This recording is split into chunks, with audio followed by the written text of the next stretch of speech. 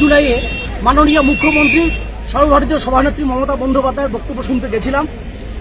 সেদিন আমাদের একটা সর্ববৃহৎ তৃণমূল কংগ্রেসের সভা ছিল। শুভেন্দু অধিকারী গাজোয়ারি করে উত্তরকন্যায় অল্প সংখ্যক লোক নিয়ে এসে সভা করেছে। মাননীয়া আমাদের নির্দেশ দিয়েছেন এই সমস্ত মানুষ যেখানেই যাবে সেখানেই পাল্টা সভা আমাদের হবে।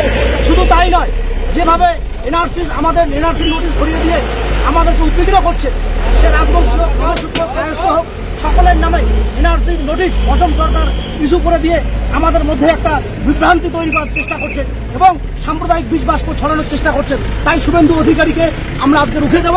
তার সঙ্গে যে 65 জন বিধায়ক আসবে তাকে আমরা গুনে নেব, আমরা গুনে নিয়ে তারপর এখান থেকে ছাড়বো। আর এনআরসির কালো আইন আমরা মানছি না, মানবো না। এই বার্তা নরেন্দ্র দামোদর দাস মোদীর কাছে যাক, আমরা তার জন্য আজকে এখানে অবস্থান বিক্ষোভে নেমেছি। আপনার নাম কি? বর্মন, সভাপতি, মাথাভাত ২ নং পঞ্চায়েত।